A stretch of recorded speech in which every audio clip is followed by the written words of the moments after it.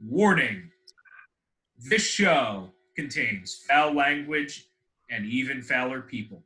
It is not suited for anyone. You have been warned. Yeah, guys, real quick before we get into the intro and all the fun stuff, there's something that we all felt like we needed to say here, and that's that none of the three of us, will stand for any racism, any sort of judgment of color, creed, anything, literally at all. Black Lives Matter. And on that note, a moment of silence.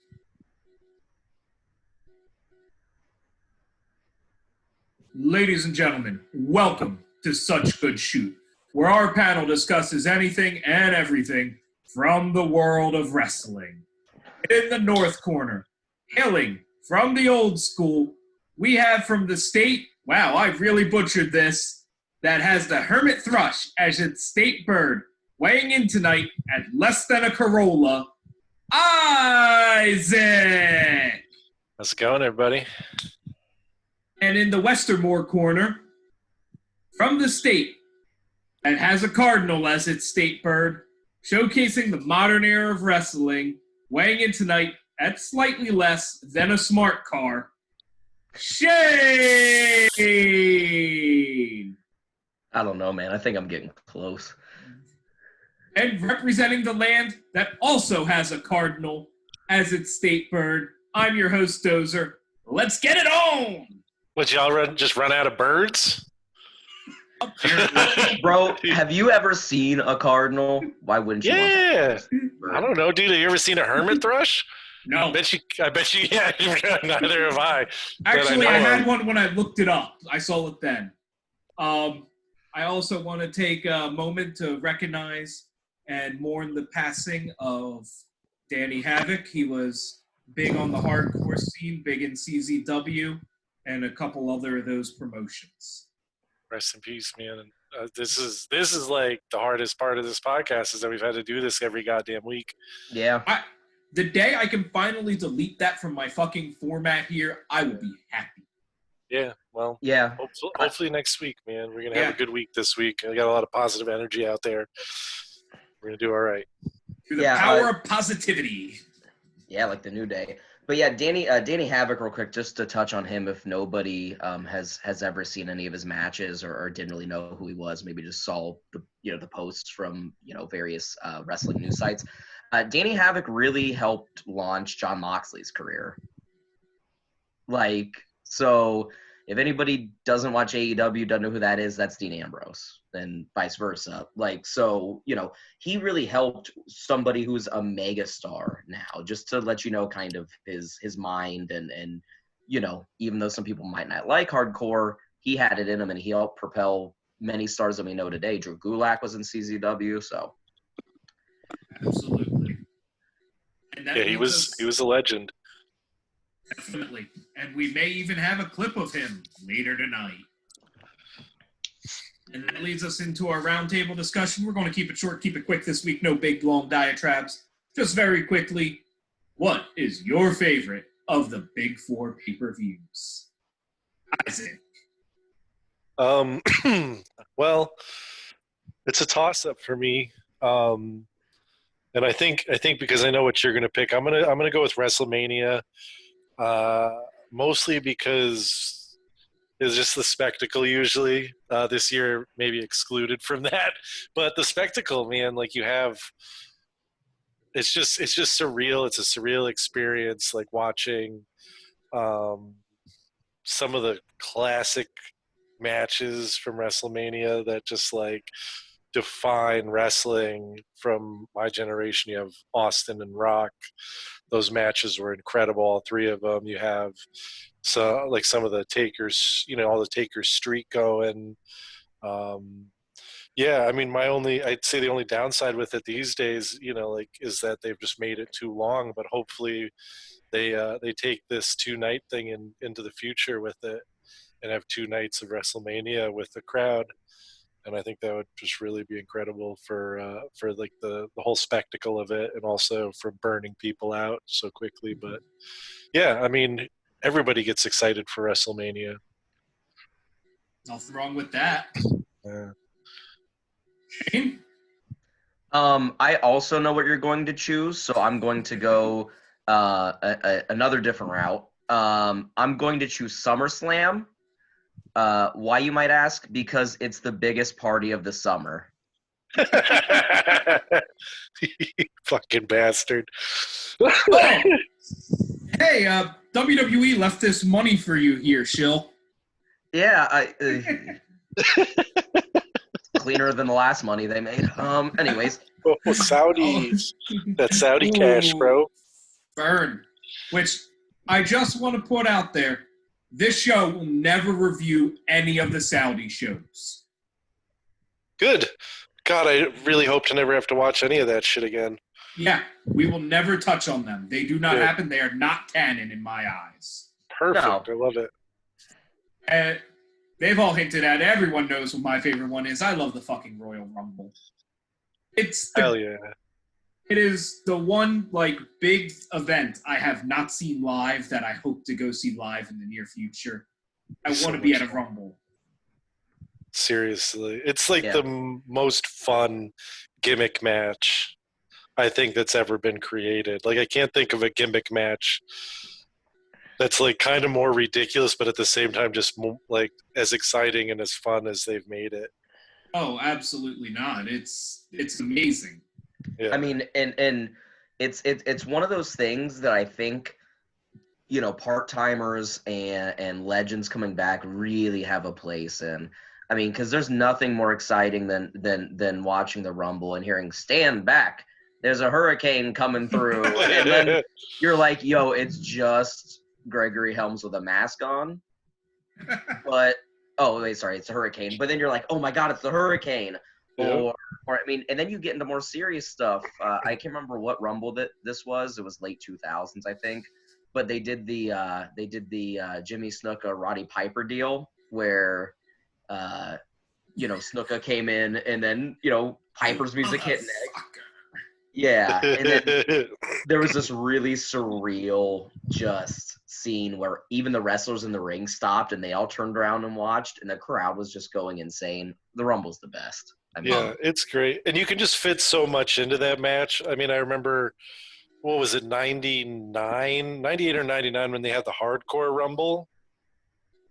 And like that first like quarter of the whole match was like just like a real hardcore brawl. Like they had everything from trash cans to all that shit in the ring. Raven was in there like cleaning house.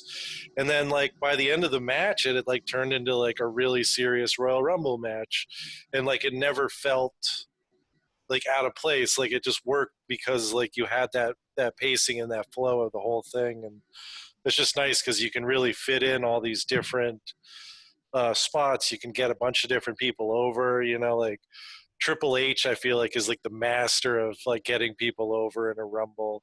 Like he just takes fucking finishes like crazy in Rumbles. yeah. And it's also a weird match because the rules change every fucking year. Yep. Is it 60 seconds? Is it 90 seconds? Oh, suddenly a shillelagh's illegal this year. Even though last year people were beaten with a chair. Yeah. Let's put 30 men. Let's put 40. I think they should just do literally every competitor on the roster, man and woman, in one Rumble match. Just start the pay-per-view and just start going. Yeah. I'm sure they'll get there eventually. Why not, dude? Fucking greatest match. Going off here on a tangent. Do you think there'd ever be value in having separate Rumbles for the brands? No. No, because the separate brands are just a joke anyway. I know, but I want to see an NXT Rumble. That's all there is to it. Well, that would be different. I wouldn't mind seeing that of some sort, even if it's a 20-man Rumble or something like that. Yeah, which Lucha Underground did really well. Yeah. But TNA did not. Yeah, no. I mean, having separate rumbles would just eliminate like what really mattered, which was making your pick, like making who you thought was going to win. You know, you had to choose between Raw or SmackDown. Like that would just eliminate any of that, because usually there's like a couple SmackDown guys and a couple Raw guys, or 1 and 1, you know, and they're like, oh, it's either going to be him from Raw or him from SmackDown. I think then you would just eliminate that kind of tension. So I also, just the thing I like about the Royal Rumble pay-per-view as a whole is it's definitely one of the few pay-per-views that can stand up without having a world title match. For sure. yeah. And sometimes they will. You know, there's plenty of ones where they'll defend them. At least they used to. Yeah. And that wraps up a rather short roundtable. Nobody chose Survivor Series. Because it's dog shit. There's only one good thing that's ever come out of Survivor Series. Screw job? I was good. I mean, didn't The Rock debut at Survivor Series? Yeah. If he did, it was Maya Villa. It was... Yeah. That's okay, sorry. That doesn't really count. That's No, Baby Rock. It was Survivor Series at Madison Square Garden. So that leads us into the news, and we don't really have news this week. We just want to talk about that Thatcher Riddle match. Yes. My God. Something that Shane and Jim Cornette both agree on. That shit, oh my God, it was so good. If you have not watched this match, you need to fucking pause us. Well, no, don't pause us. Watch us, then rewatch us, and then go watch this match because it's incredible. Tell your friends. Let's get our views up. No, Shane, we're going to get our views up here. Oh, sorry. No, but that fucking shit was incredible. Like, it's a brand new gimmick match, and it felt so fucking legit. And Thatcher getting his teeth knocked out and handing him to fucking Kurt Angle was just such a perfect tone to start that, whether it was a work or a shoot. Like, I don't give a shit. It looked real because at the end it looked like he was missing a fucking tooth. But God, that match was good. The spots off the cage, the no ropes in the cage really helped sell that cage. Uh-huh. Oh, it's the best looking cage I've ever seen in professional wrestling. Hands down. Oh, yeah. Yeah, I mean, and the pointless elevated platform. I get it. It's to make it a fight pit so people can look in.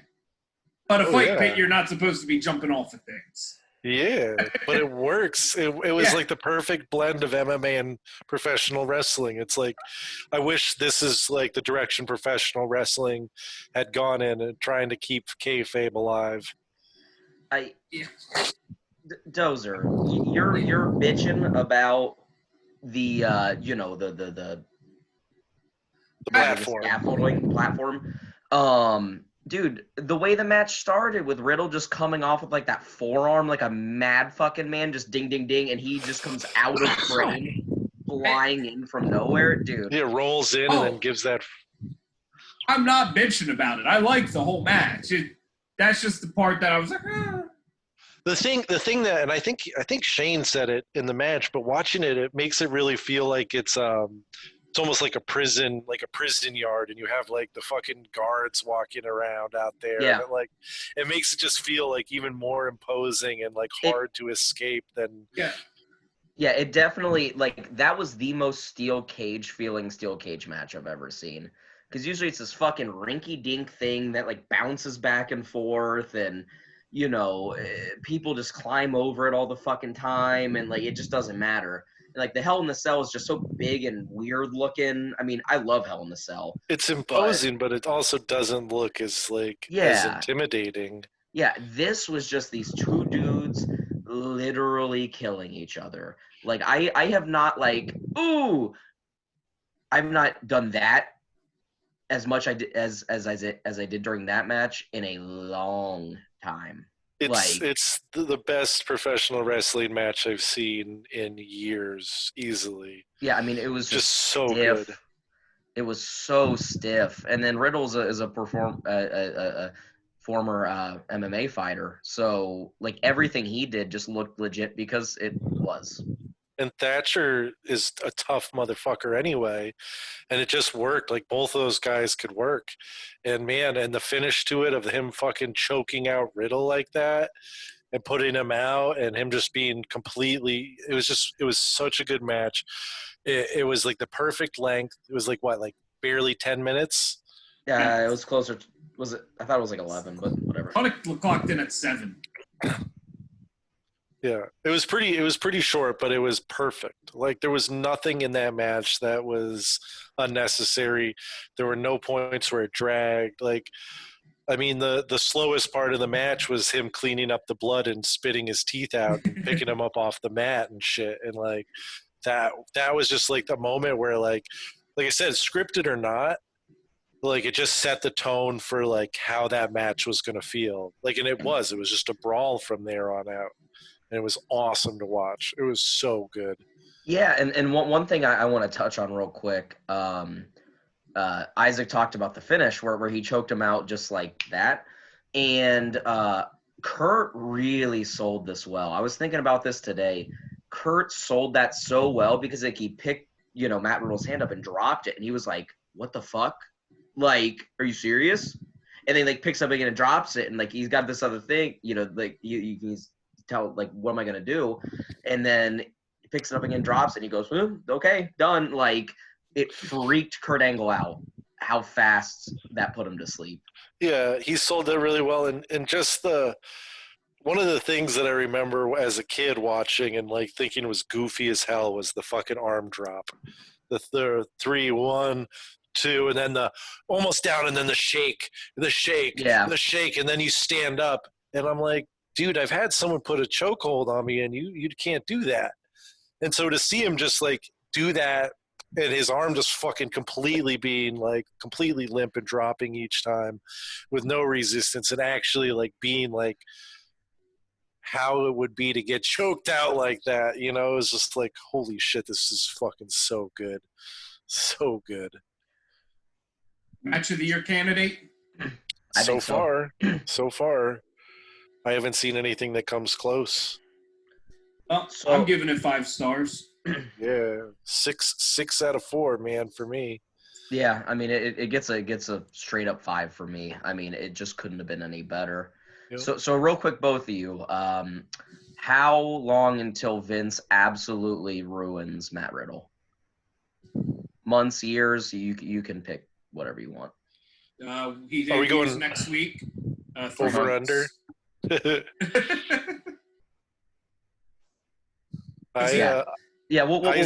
We'll go over under. Over under 8 months. Under. Yeah. Yeah. I'd say by 6 months out, he's going to be Shinsuke Nakamura and just a joke. They'll have him wearing fucking like shoes. Stupid. No, they'll have him wearing like flip flops and tie dye and fucking a headband and like fucking T-shades and shit, and like they're gonna be like, oh look, he's like a fucking pothead from the '60s, and that's gonna be his gimmick, and fucking they're just gonna kill him. You might be right. The other thing they'll do is they're gonna go someplace else, and they're just gonna be like full fucking Batman and just call him the Riddler and put him in a goofy green question mark suit. Don't disrespect question mark like that. Question mark. Talking about this has made me realize I have a strange desire to see Riddle versus Lesnar in a fight pit. Oh yeah. Yep. Although, good Lord, Riddle would probably get destroyed. Yeah, I think Lesnar would bump for him. He might bump for him, but also it's the fact that you could have the fight pit be Riddle's match that he for some reason always loses. Like 9 times out of 10, the Undertaker's losing a casket match. Or Kane's losing an Inferno match. God, that's just because he's the idiot who goes in wearing all the clothes. Oh, the Inferno match. What a pile of shit that was. Dude, I don't think we have any on the wheel. Well, we'll see. We'll find out. There's a lot of wrestling to get through. They haven't done one at a Saudi show, so we might end up seeing one.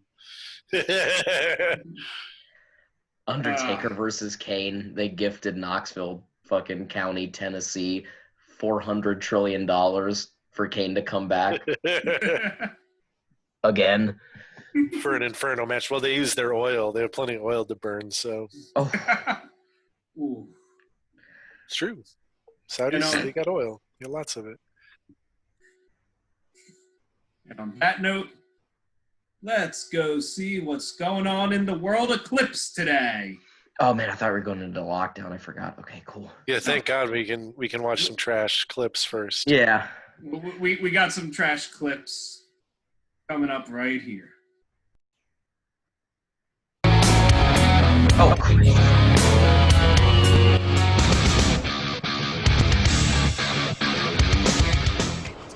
Dude. Hey, Mox, I gotta go help set up the Tangle Web, dude. Dude. I get the belt now, right? Yes, you are the champion. You won. Congratulations. Who's gonna wrestle me next month? Well, I had a very good idea about that. I'm thinking, I don't know... Who'd that be tonight?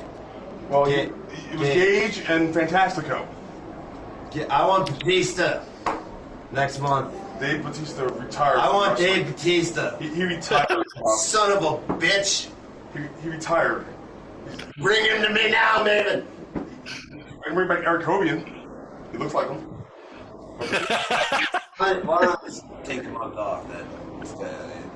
Unless you can give me Batista. Well, Batista would be a formidable challenge, but he's retired. I'll beat his ass. Well, you are a better wrestler than him. We all know that. Dude. But I've got an idea. What about the World Heavyweight Champion of Combat Zone Wrestling versus CZW's Ultra Violent Tournament of Death Champion? You and Scotty Vortex next month. Who? Scotty, the guy who won Tournament of Death. Naptown Dragon has tattoos on his arms. Yeah. Guy's been undefeated since Tournament of Death. I think he's the rightful #1 contender right now. That's cool. He's got nice hair. Call me like. Did you see the doctor? You stay there. Can I get a doc in the back for Mox, please? He's by the back door. That might be the best thing CZW has ever done. Oh my God, that was brilliant. He's got nice hair. Holy shit, that was amazing. That gave off some strong, freshly squeezed vibes. Holy shit, that was amazing. Dude, Mox just gets it. Like, he just knows how to be crazy and make it super entertaining. I want Dave Batista. I'm a better wrestler than him. I love how they never touch on the fact he doesn't work there. Yeah, he would never go to CCW. Dude, he would do the thing, and it would just be hot dogs being thrown by the... All 7 guys in the crowd. Oh my God, that was great. Holy shit, Mox. You're great. What a treasure. I try to keep things interesting there occasionally. And now we have John Moxley versus Thumbtack Jack versus DJ Hyde versus Danny Havoc. Danny Havoc, rest in peace, homie. Thumbtack cinder block combo. Yes. Oh, God. Oh! And Thumbtack Jack turns around, attacks Danny Havoc, and plants cinder block with the thumbtacks. And Moxley makes the save and starts to unload a flurry of blows on TJ. Thumbtack Jack, that is, throws him out to the floor. And there is Mr. Hyde there to cut Moxley off. Shoots him into the corner. Oh, shit. That cinder block. Jesus. Oh my God. Oh. Fans in the front row almost lost their lives here tonight, Salamander. Oh yeah, we almost killed our fans. It has not been well yet, but remember, those fragments, those pieces of that thing are still laying around here in the combat zone. Certainly still viable weapons in their own right. Probably more manageable. Position here. Oh, but Oh, Jesus. Thumbtack Jack's back in the ring as well. Is he jacking him off? Oh, I hope Mox didn't have any plans after the match. I'll tell you what, these fans here in the combat zone seem to be getting behind Thumbtack Jack, man. Absolutely. Punk man on that elbow drop. Oh! Hurt and Rana using DJ as a weapon. Goes for the pinfall and Havoc, can only get a 2 from Brett Lauderdale. Trying to get Moxley. No, Moxley is not only tough. Oh, Oh! Wayne Oh! off his head. And I was just going to say, Moxley, he has... That was just Breaks sick. up the pin with the staple gun.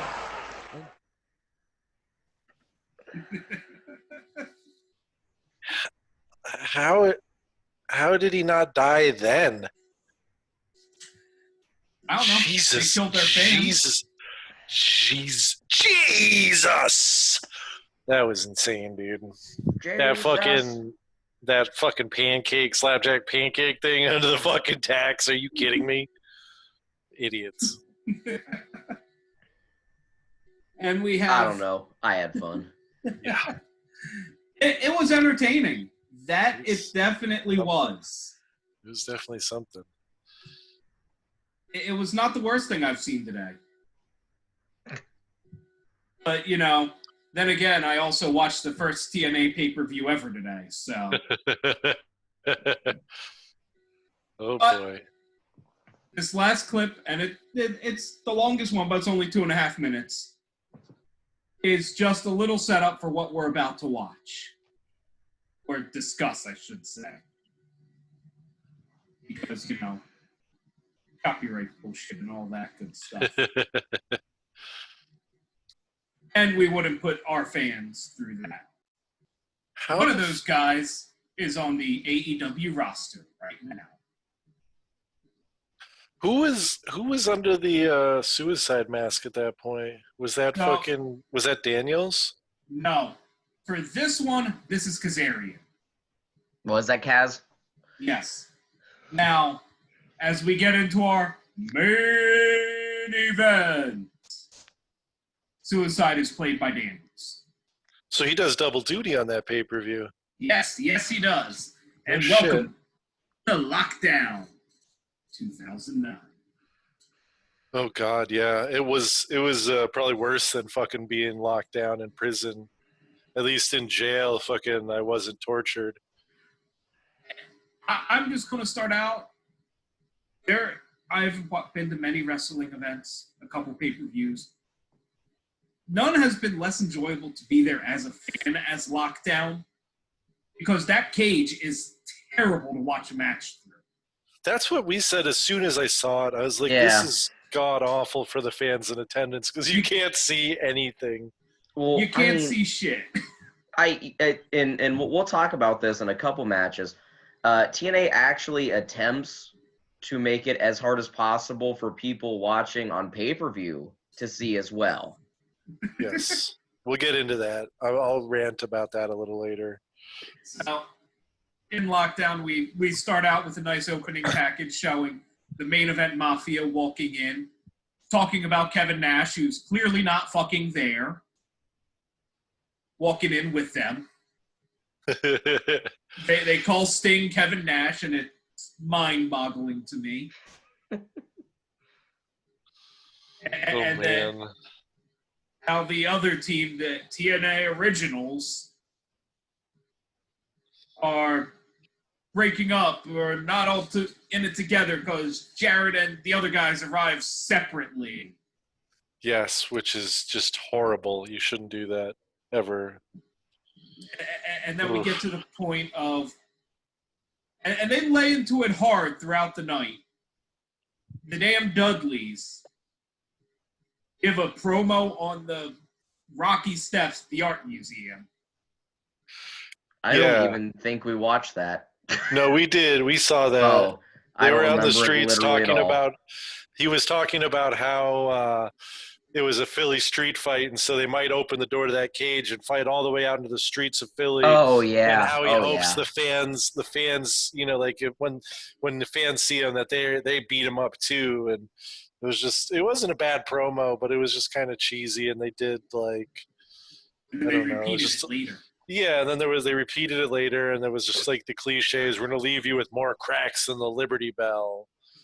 But this did have before we even go any further, because we watched this, I think was the first episode, the Bonaducci versus EY match was the pre-show to that. Yeah. And looking back, that match was the second best match of the night. Legitimately. I don't disagree. So take that as you will, but and then we get to the opening video because they refuse to actually get to wrestling on this damn pay-per-view. Mm-hmm. Where we have Billy Corgan performing Bullet with the Butterfly Wings. Oh, but like the slam poetry version where he's despite all your rage, you're still just a rat in a six-sided steel cage. And he's got his hoodie on. He's feeling emo as fuck. Yeah, it's good. Real good. We already hated it by this point. I was already bitching. I was so upset. And like they fucking hammer that goddamn fucking song throughout the pay-per-view so many times. Yeah. Like even when they're bringing the lid down in the second to last like match, and the fucking like they start playing it in the middle of the match, and I'm just like, are you kidding? Again with the Smashing Pumpkins? Like I loved that song at the beginning of that pay-per-view. By the end of the pay-per-view, I don't think I ever want to hear it again. So then we finally get the opening pyro, and they begin the escape match. They give you the tagline, say, tell you the rules of this match. Which I don't know what they are, because they don't make sense. It made no sense. Yeah. But in this match, we had Suicide, played by Christopher Daniels, Xavier Creed, Kiyoshi, Jay Lethal, and Sheikh Abdul Davari. Muhammad Hassan. But Xavier Woods was in that match. I didn't even know he was in TNA. This is how fucking dumb I am. So yeah, I saw him and I was like, are you kidding me? Consequence Creed, huh? And I am giving a piss poor rating to TNA for not doing better with him in this match. You have a guy not doing better than anyone. Jay Lethal was in this match. Yep. Okay. But Black consider, machismo. You just got to consider something. You have Consequences Creed, clearly playing off Apollo Creed. You're in goddamn Philadelphia. Yeah, well, they're not gonna. No, that's too easy. They're gonna have Consequences Creed just go out like a little bitch early on. So. Yeah, was it Kiyoshi eliminated? Oh no, he eliminated Kiyoshi. I don't know. So Lethal Consequences was a great team though. Those guys were fucking awesome together. They're still fucking awesome. Yeah, well, I'm saying as a team though, they were fucking great. Like that, they like the tag team shit they were doing was like the only thing in that match that actually like interested me, other than maybe the. That clothesline 360 flip that they did to fucking Jay Lethal. Oh, yeah. He just lays on his back with his arms in the air. In my notes, I have, what the fuck is with Jay Lethal's arms? Yeah, he's like on his belly, his arms in the air, his legs in the air. I was like, God damn, he just got murdered. So, just the little thing. The rules were like the first 4 people had to be pinned, and then the other winner had to escape the cage. There were 2. Whoever was the last 2 competitors, whoever got onto the ground first was the winner. Yeah. Suicide won. And way too planned of a finish. Yeah, I mean, it was the best spot of the match, even if it was completely just obvious. Like, Yeah, Kiyoshi It was- running back in, the security coming down, and then him just doing the dive, the suicide dive. But there was that spot right before where Muhammad Hassan or whatever drop kicked the door open and almost went right out and like almost murdered the cameraman too, which was pretty badass. Yeah, there were 3 Uh, good things in that match. But yeah, that was, other than that, like there's a couple high spots, and then I'd give that out of 5, maybe a 1.5. Yeah, I agree too. I mean, it didn't offend me. I wasn't mad at it. But I surely was not excited for the rest of the pay-per-view after Oh, watching absolutely that. not. I was like, oh no, is this what we're in store for? What a mess. And then they have a pre-tape backstage with Christopher Daniels and AJ to prove that Christopher Daniels is not suicide, because that was a thing going on at the moment. Oh man. And all in all, the only thing I've gotten from watching old TNA pay-per-views is, man, AJ used to look like shit. Like, he did not look like a contender or a competitor or... Man, I thought AJ looked fine, man. It's not the AJ I'm used to watching. Yeah. I'll tell you who didn't look very good, and this was later in the pay-per-view, but me and Isaac both agreed. Samoa Joe. Yep. He looked like shit. I mean, Samoa Joe, dude, clearly could go, but, I mean, Samoa Joe just looked rotund. I mean, me too, Joe. Please don't kick my ass. Yeah, but you're not a professional athlete. Yeah, I mean, Joe just did, oof. He looked like shit. I was like, holy shit, he's wearing pants. Yeah. So did another guy that was also in that match. So I won't say it. And then, talking about shit, we have the Queen of the Cage match.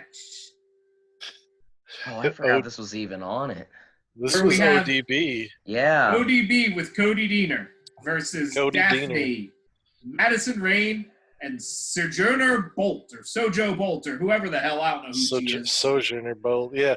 So what's his name? Who's the guy with fucking ODB again? Cody Deaner. He won a contest for a date with ODB and just never left. And he just never left. He just sort of followed her around. Yeah, that's a weird thing. Although I did like at the end of the match him like trying to lift up ODB and he can't do it because her tits are too big. But I don't know how to feel about any match where ODB is the best thing in it. Yeah, she was easily the best thing in it. She likes liquor. I got that out of the match. But she she's really loves her titties. I mean, she loves her titties. But yeah, it was pretty much a pretty forgettable match. It was only like 3.5 minutes, something like that.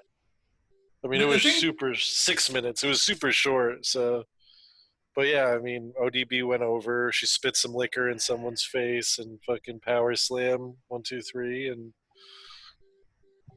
that was about it. I was not even intoxicated when me and Isaac watched it, and I just legitimately remember nothing. So you forgot everything about it, like other than slapping titties. Yeah, which is fun. Don't get me wrong. I enjoy watching ODB slap titties, but I mean, I remember realizing that was Daphne from WCW and being like, "Oh, Isaac, she used to wrestle for WCW," and then you went, "Oh, okay." And then the match pretty much ended. Yeah. A little bit of historical context. This is her just coming off of a Sarah Palin gimmick. Holy God. And also, as both of these knockouts matches were subpar, you also have to remember at a time, this was the premier women's wrestling on national TV. Yep. This was seen as leagues better than the Federation. Well, I mean, the Diva stuff was just so bad. Oh, terrible. Okay, coming up, we have for the IWGP Junior Heavyweight Tag Team Championship inside a 6 sides of steel cage. Oh, this match. So good. Tornado tag team match. Yep. We have the Motor City Machine Guns versus the original LAX. Homicide and Hernandez. Alex Let's Shelley, go, Chris baby. Sabin, Versus No Limit. Naito, and Yujiro, man. Dude. What the fuck, man? As soon as that happened, I was just like, we might actually get a good wrestling match here. And the only thing that was disappointing about that match was the crowd. The crowd was, and to your credit, Dozer, you were in the nosebleeds, so like we couldn't hear you. But to this crowd's credit, they probably couldn't see what was happening. Not a chance. But I swear that match, it's a 4-star for me for this pay-per-view. Nothing hit 5 stars because it was such a trash pay-per-view, but goddamn it, was it the fucking the corn and the turd, as they say. And just to give a little bit of context to the crowd, the arena was like not even half sold out. Did they have a curtain up? Yeah, almost the whole hard camera side was blacked out. Oh wow. So while they're performing for the cameras, you got to remember most of the crowd's seeing the back. Yeah. We're not even seeing the good shit. Classic. So, real quick, I don't think we did star ratings for the last knockouts match. Oh shit! Half a star because it was a match. Half a star. It was a match. Yeah, half a star. It was Not. It was a match. It was there. It was a thing.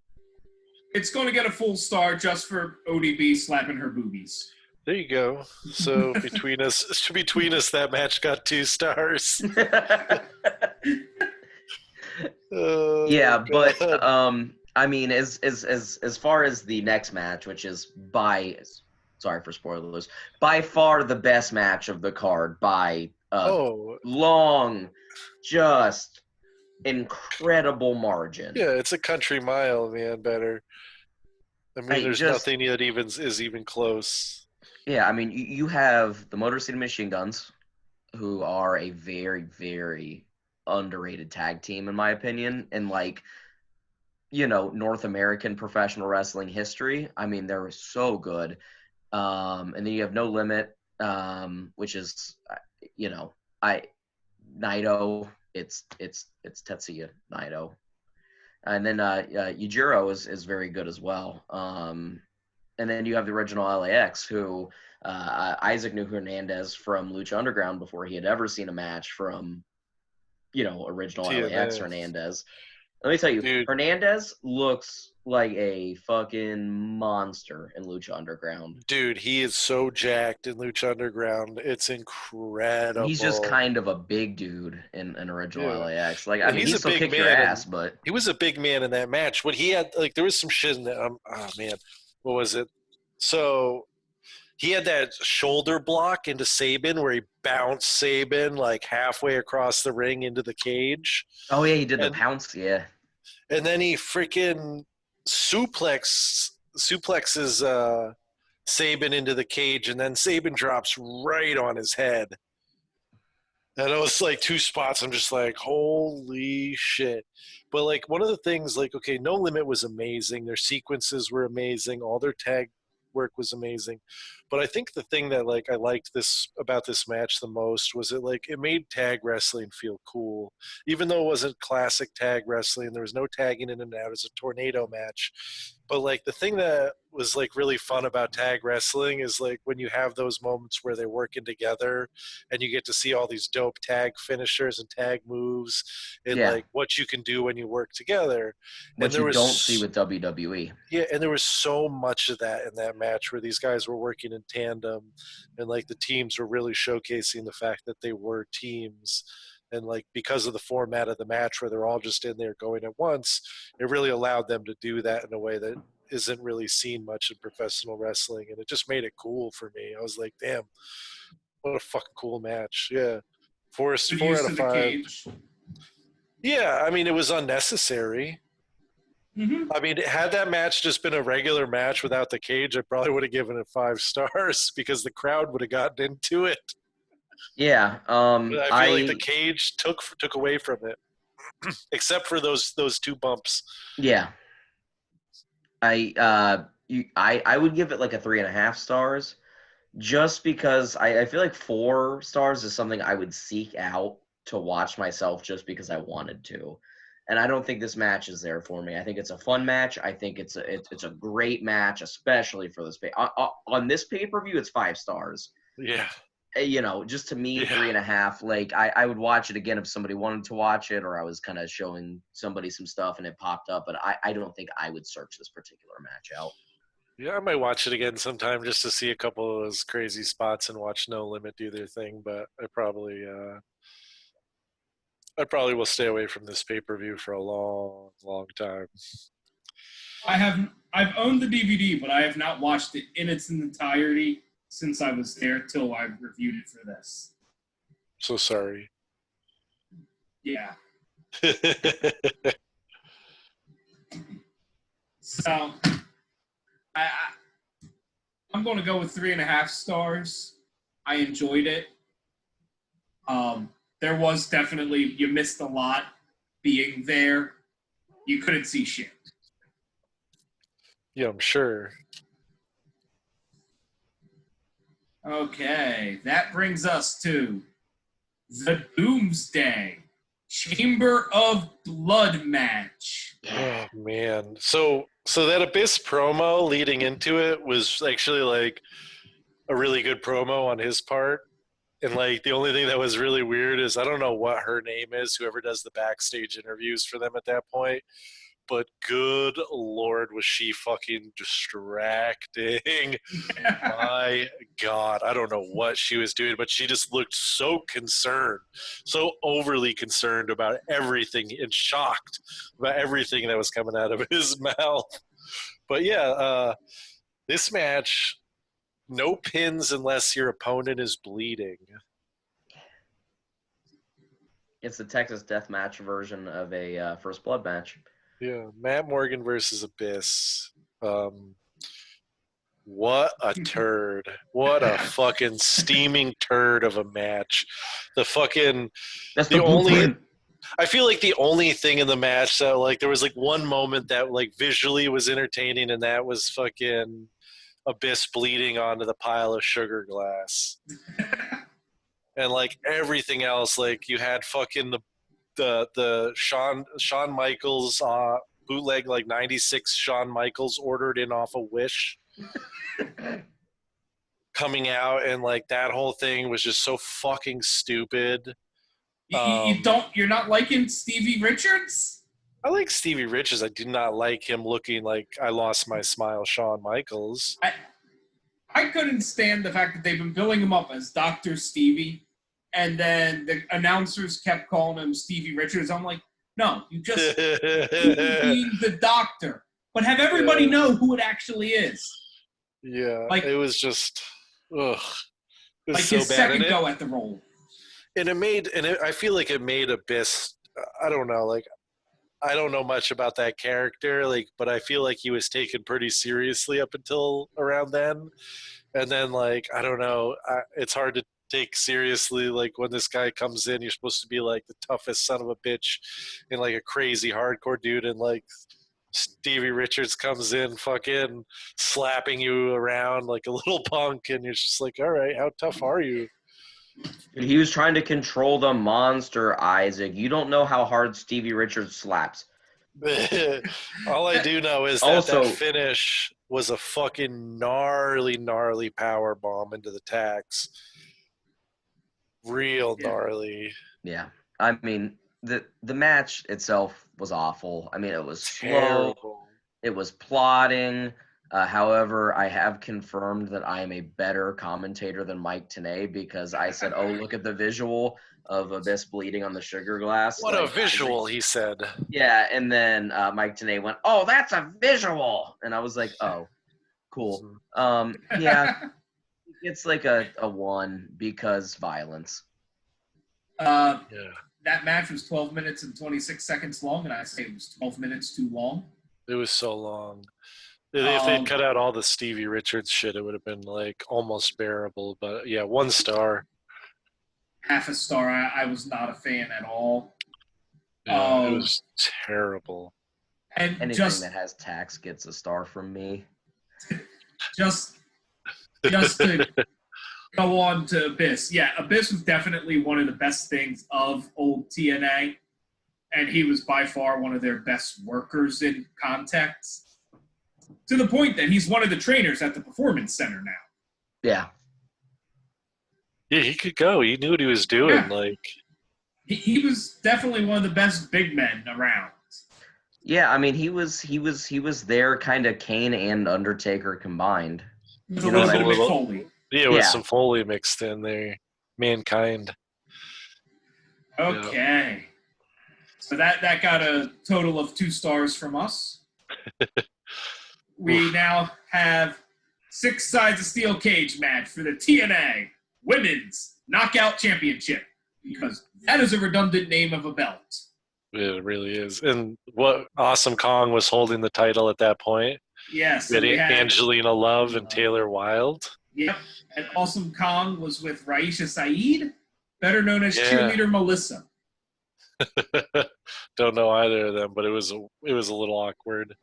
Oh, come on. Cheerleader Melissa's in Lucha Underground now. Is she? Yeah. I haven't watched any of the 3rd or 4th season. I gotta buy it, and I'm fucking poor, all right? Her ring name in Lucha Underground is Mariposa. She's Mariposa? Yes. No. Okay, I know Mariposa. Mariposa is Marty the Moth Martinez's kayfabe sister. Oh, fuck that guy. Yeah, dude. God.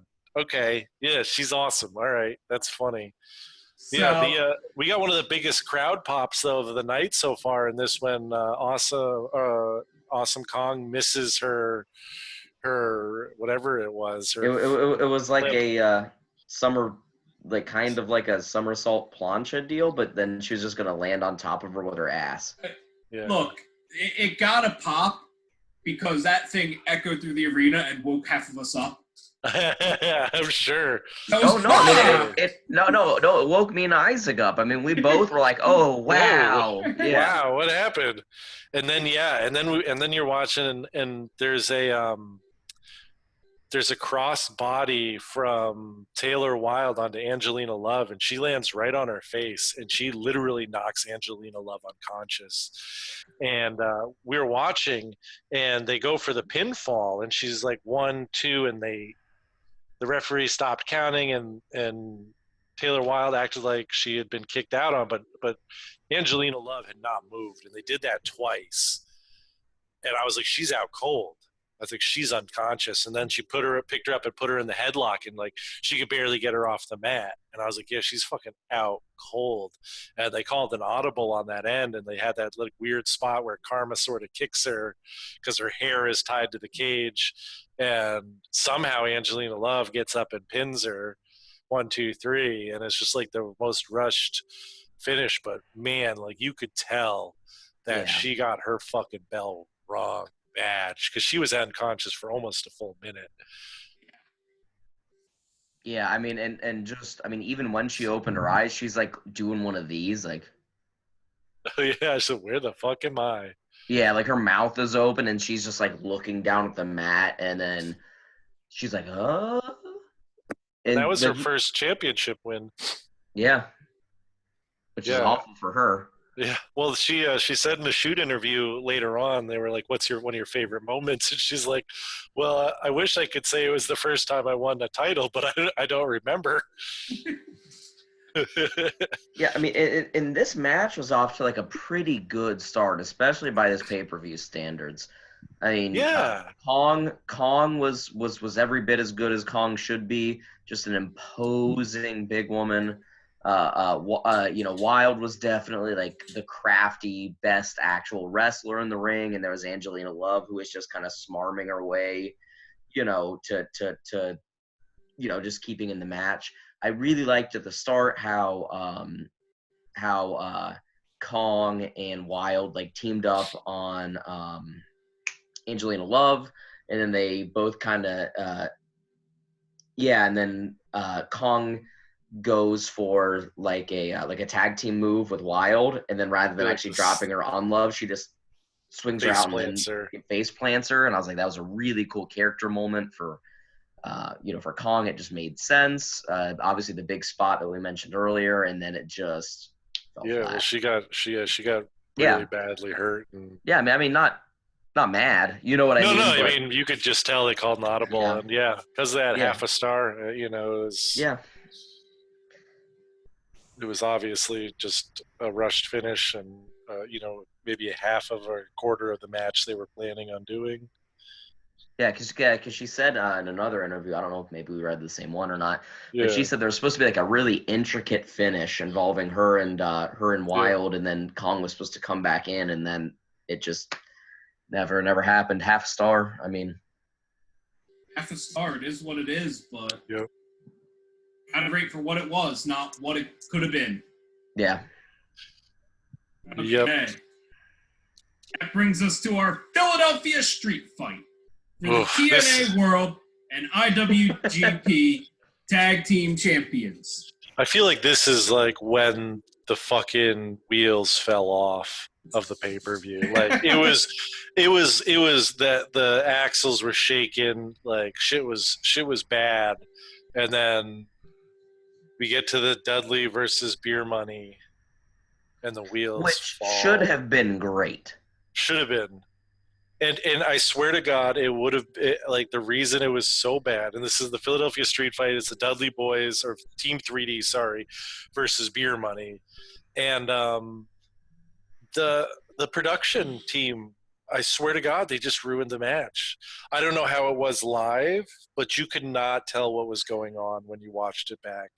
They had the worst screen-in-screen I've ever seen, picture-in-picture. Until later in the show. No, later in the show is the worst. Oh, well, up until that point, because I had not seen that. And boy, Shane will tell you when they do the six picture-in-picture, I just started screaming, no.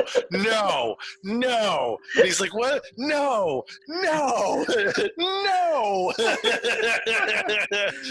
But you could not, for the life of you, tell what was going on. Like you could not see anything. The majority of the match was out in the crowd, and the cameramen were 2 inches from the fighters. And every shot was just trash. There was no way to tell what was going on. Oh, it was horrible.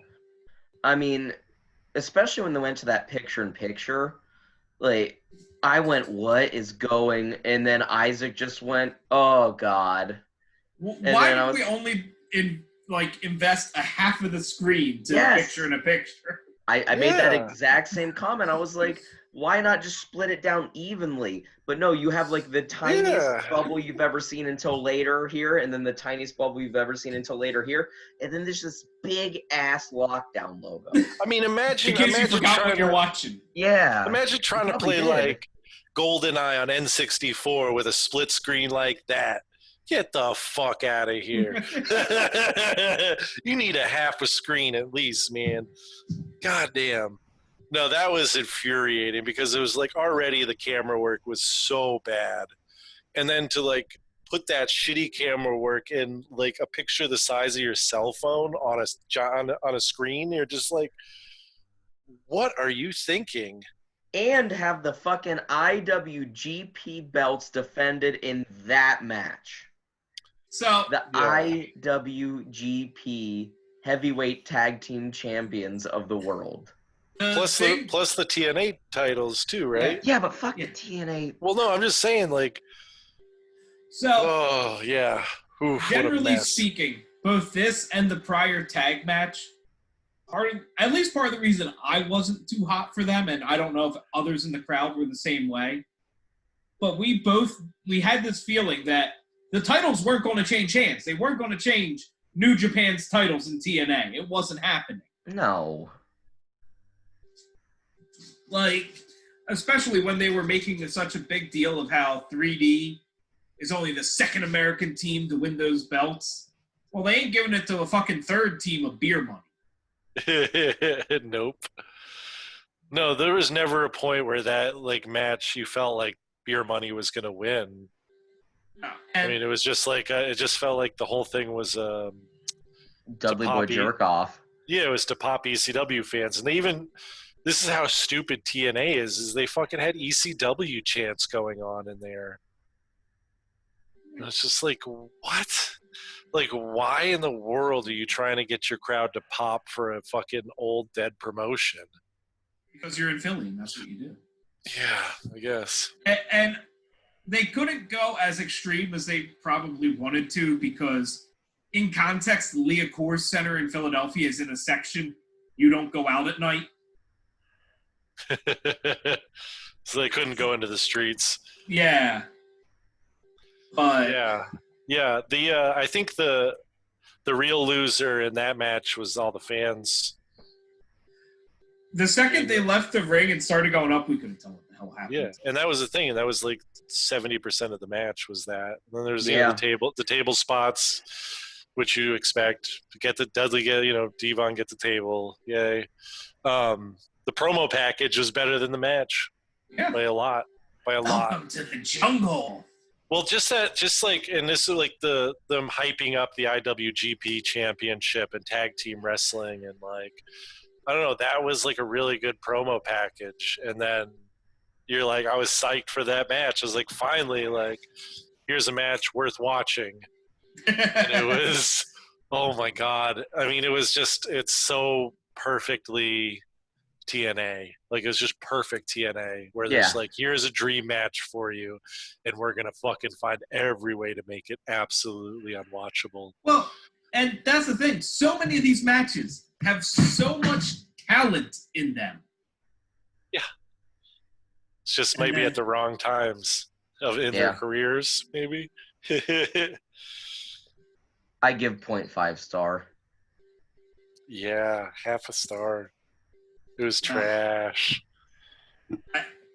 This is where my bias is coming in. I'm giving it 3 stars. I couldn't tell what was going on, but it was electric to be there for me. Yeah. Well, I mean, I'm sure the crowd was going crazy for the Dudleys. 22-time World Tag Team Champions.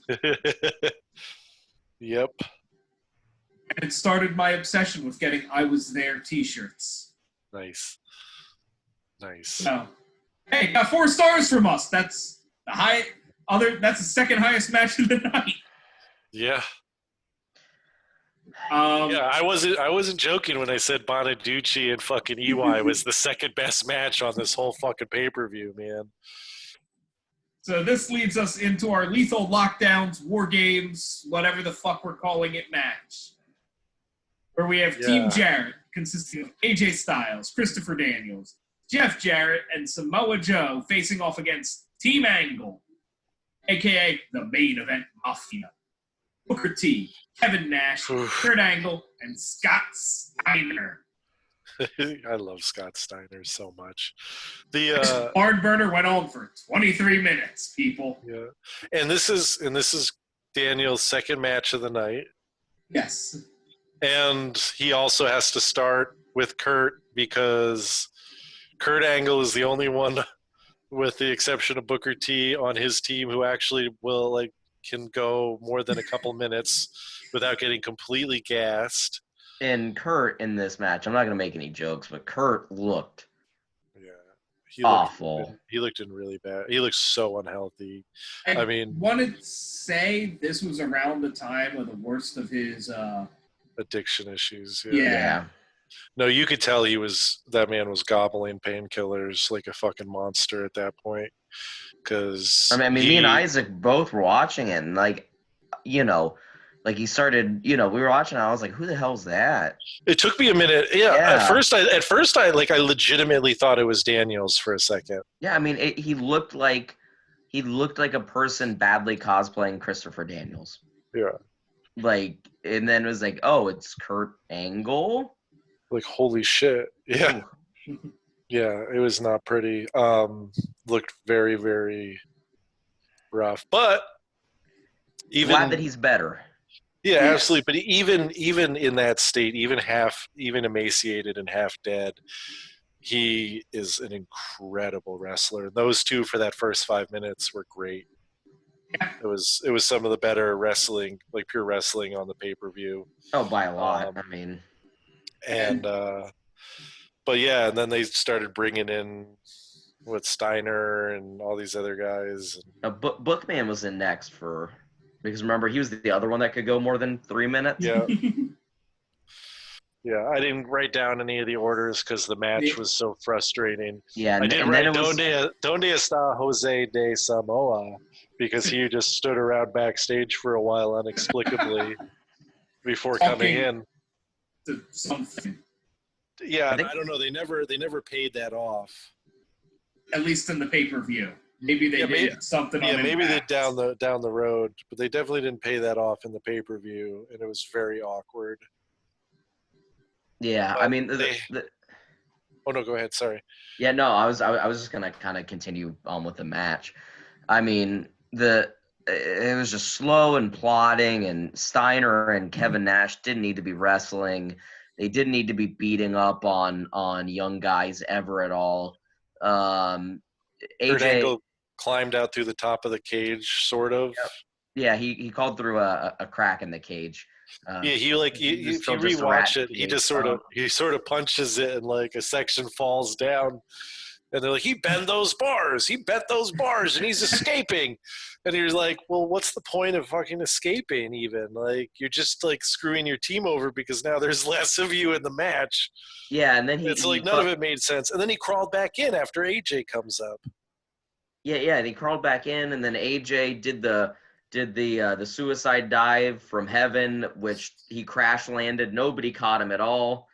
He did it so fast. It looked like shit. He ate shit. Yeah, it was terrible. It was so bad. And then they just go on like this really sloppy, just like finisher spree. And then Jeff Jarrett gets a bat, and who's he going to hit? And then he has his guitar. Oh, I was thinking Sting next match. Sorry. Yeah, he's got this guitar, and they're playing up the whole like, is Jeff Jarrett actually care about his team, or is he not care about his team? And so he points at AJ, and then he points at Booker T, and then he hits Booker T and pins him.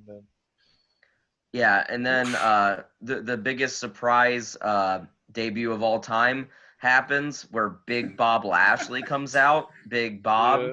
And then he just points ominously at the young guys, and then the announcers are like, wow, Kurt Angle had in his sleeve the entire time, and Kurt Angle's like, yeah, we did it, but we just got our ass kicked. Where were you 15 minutes ago? It was they weren't even sure like where the hell, like, yeah, it was dumb. It was so dumb. But the worst thing about this match was when I have so much Smashing Pumpkins written down because they lower the cage top down and they start playing Smashing Pumpkins again.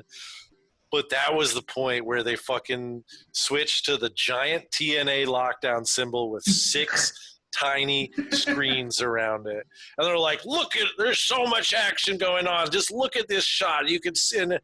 And that was when I lost it. I just completely lost it. I was just screaming no at my TV. You weren't even screaming. You went, oh, no, no, no, no, no, no, no, no, no. No. I was so upset. I was so happy I had fun. I was crying. I was laughing so hard. It was the most ridiculous thing I've ever seen. There was no way you could tell what was happening in any of the squares. At one point, Isaac was like, yeah, somebody's getting hit with a sign. And I was like, yeah, I can hear it. Which square was it? Who knows, I don't know. Man. Who knows, man? There was a nice spinaroonie in the middle of the match, though. How we had enough space to do that spinaroonie in there is beyond me. And what AJ took a chair shot that was freaking. Oh yeah, he did take that headshot. And then, but yeah, Booker T guitar shot to the head. That was the end of it. And garbage, another fucking garbage, hot steaming pile of burning trash. I would like to point out, Isaac, at this time, Cornette was still on the booking committee. Yeah, I'm sure. Fuck you, Cornette, you fucking asshole. I'm sure he loved this pay-per-view. I'm sure he did. I should write into him to hear his thoughts about it. I would love to hear his thoughts on Lockdown 09. I Oh. give 1.5 stars. Yeah, another Simply. one-star match for me. Oh, 'Cause see, I give there was nothing in it that brought me any joy at half all. a star from here. I'll tell you why I rated it 1.5. One, there was useless weaponry, which just gives it a 0.5. And then on the other side, it was much younger versions of Samoa Joe, AJ Styles, and Christopher Daniels. Yeah, but he was like 3 Samoa Joes. Yeah, but he was still Samoa Joe, which made him better than Kevin Nash and Scott Steiner. You could tell in the live crowd. You could tell nothing what was going on between the cage and then adding the roof to the cage. Oh yeah, you can't see down in it anymore. Couldn't see shit. And then Bobby Lashley comes out. And remember, we don't have the benefit of announcers. We just have a guy pointing generally at the area of the ring. Yes, just Yeah, pointing at the at the ring. Rumble point. Yeah. Yeah, he's and then pointing to the walks away, WrestleMania sign. Well, what the hell was the point of that? And they didn't even do anything with that, to my knowledge, for like months. They didn't do anything with Lashley. Like he didn't. No, because he was under contract with Bellator and couldn't actually risk his actual fights. So it was just like a completely pointless run-in altogether. Yeah. Amazing. They just had to let you know that Big Bob was on the roster, brother.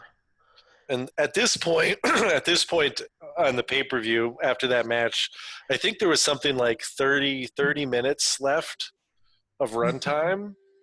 And I was like, holy shit, we're going to get like a 25-minute Foley Sting match? We did not get a 25 We did not. minute. We got 15 minutes of promos for this goddamn match. Like, we got as much promo package as we did match. It was fucking ludicrous. They had an interview, and then a promo video, and then a second promo video, and then another interview, and then another interview, and then another promo video. And it just went on forever. By the end, I'm like, I don't even want to see the match. I just want this to end. I just want it to all end. And I was talking to a mutual friend of ours about having to review this pay-per-view, and he looks down the card and goes, well, you got Foley Sting. And I'm like, yeah, but you have post WWE Foley, pre-DDP Yoga. Yeah. Oof. What a mess. What a mess this match was. This was for the TNA World Heavyweight Championship, and it was just like a regular cage match, because every match has to be a cage match because it's lockdown. It's lockdown. Because they can't take down and put up their cage in an efficient manner. Yeah, my big no is I am not excited for this at all. Both are far too old for this, but yeah, Mick gets color the hard way on himself to start the match. So yeah, Goldberg did. Yeah, no, he hits himself in the first minute and a half more than Sting does. Yeah, he just beats on himself. He beats on himself till he breaks his eye open, and then he starts taking stupid bumps from Sting that he has no right to be taking at that point, and just is really uncomfortable to watch. I feel like is the most accurate way to put it. It was very uncomfortable to watch somebody who is in such bad physical shape as Foley is taking those bumps at that age. Yeah. There was the point where he tries to climb out, he drop kicks the cameraman through the cage hole and tries to climb out the cage, which was a pretty cool spot. And you'd been calling that all night, yeah. I called that earlier. I was like, somebody needs to use that to escape the cage. That'd be awesome. And he tries, and then he gets the bat and he hits Sting. What is he hit Sting in the forehead with it or something? And that's when Sting goes down, and Hebner comes up and just starts blading him right on camera. I'm like, Hebner's blading him. Look, he's blading him. And then all of a sudden, and it was like the shittiest blade job. It really was one. Yeah, it was like a paper cut. Dude, it looked like fucking Jerry Only from the Misfits fucking hair, dude. Just, the one little strand. yeah. Yeah, no, I mean, Foley Hardway in himself was way, way, way bloodier. Oh, because he bled profusely the entire match. And then he had that moment where he caught the bat or something like that, and his fingers are just bleeding profusely. No. When he was when he was trying to climb out through the little camera hole, remember he intimidates the dude. He goes, give me the bat, and then he hits him. He starts bleeding on the hand, then Hebner blade sting, and then. But Foley's like had grabbed the bar, and his fingers were bleeding, and that was pretty intense. And then they climbed to the top of the cage, and Foley fell off to his death. Literally. And it was very regrettable that he took, and he fucking some reason in 2009 Mick Foley was the fucking TNA World Heavyweight Champion, and I love Foley to death. He's one of my top 5 all-time favorite wrestlers without a question, and that was just embarrassing. I mean, even the way he won it, he falls off the side of the cage and like bounces off the apron almost. Yeah, like and bounces off the apron like on his ass, and then he kind of like catches over the leg on his ass, and then he just plops straight to the ground on like his shoulder and back, and that was like I was just like, Jesus Christ, Mick! Like, yep, you're trying to kill yourself. Why? Stop trying to kill yourself. I give no stars.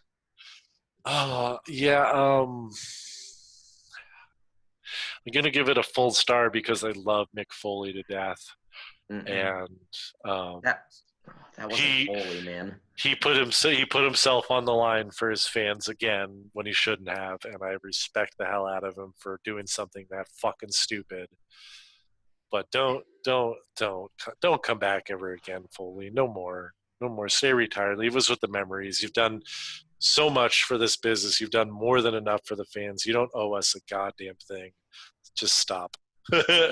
So, I give it a full star for the same reason as Isaac, but I retract half a star for them hyping up throughout that fucking 15-minute promo that he's not facing Mick Foley, he's facing Cactus Jack.